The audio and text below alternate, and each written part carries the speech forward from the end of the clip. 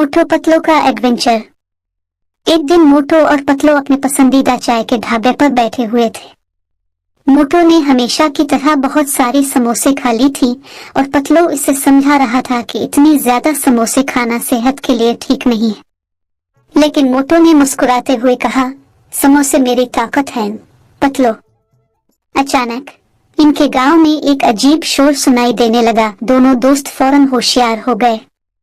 पता चला कि एक बहुत बड़ा शेर गांव में आ गया था और लोगों को डरा रहा था। पतलू ने फौरन एक मंसूबा बनाया और मोटू को बताया कि हमें शेर को काबू में लाने के लिए कोई चालाकी करनी होगी। मोटू ने कहा, मैं इसे समोसे खुलाकर काबू कर सकता हूँ।